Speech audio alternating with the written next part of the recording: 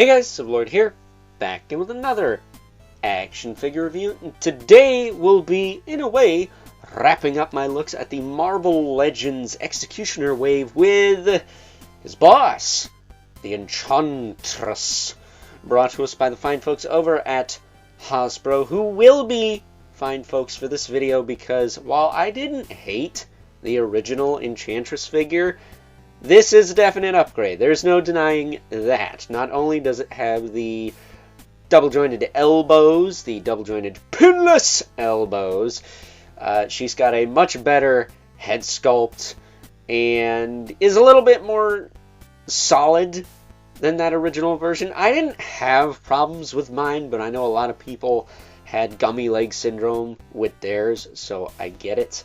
And not for nothing, we cut right to the chase and get into the meat and taters of this review and take a look-see at all the Enchantress has to offer. In terms of accessories, we do get a pair of fists, something the original did not have. She just had the two open hands. The original didn't also have an executioner to go with. Let me try that again. The original did not have an executioner to go with.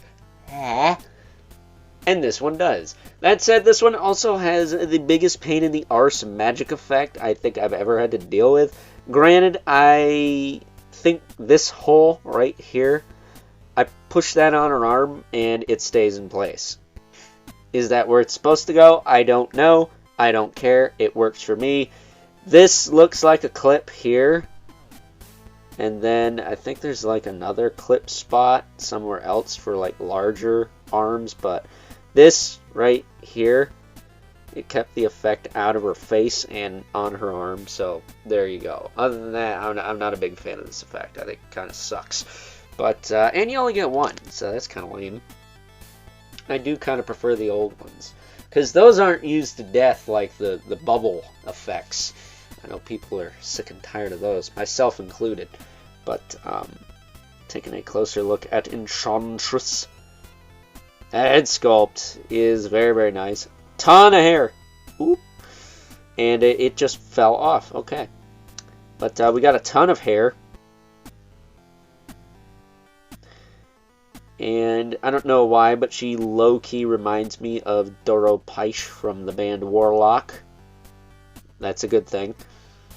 But just look at how gorgeous she looks. And then taking a closer look at the body. It's the same old torso. I don't know why they couldn't even bother to put a disc hinge in the neck. She's got a gummy neck. That's odd. I don't remember that on the original. Huh. But she does have decently sized calcium cannons for a Marvel Legends figure. And then as far as the rest of her articulation goes, her shoulders can pop out this far, back down, all the way around. Bicep swivel. Not too gummy. I mean, it does have a little bit of that snag to it, but lately on the females, at least the ones with like the bicep high gloves, we're not doing too bad as far as the tightness goes. I don't feel the need to heat this up. I mean, it is gummy, but it's not, doesn't feel like it's gonna break. And then double elbow, that works fine. I did have to heat that though. That was tight as a when I opened her. Hinge swivel wrists, there's a swivel, there's hinge, all that good stuff. Put her in a T-pose. Her diaphragm can move this far forward, this far back. She can tilt side to side pretty well. She can rotate. That's nice and tight too. Pop her head on.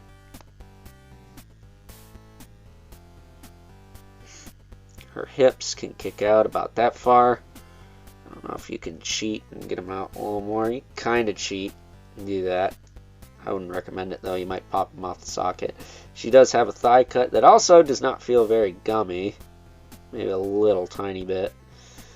Double jointed knees. Not nearly as tight as the elbows. Then she's got those godforsaken heels that are just a right pain in the arse. So She's got that ankle rocker. She does have peg holes, but no stand included. You gotta buy that separately. Say what you want about the Todd Father. I get it.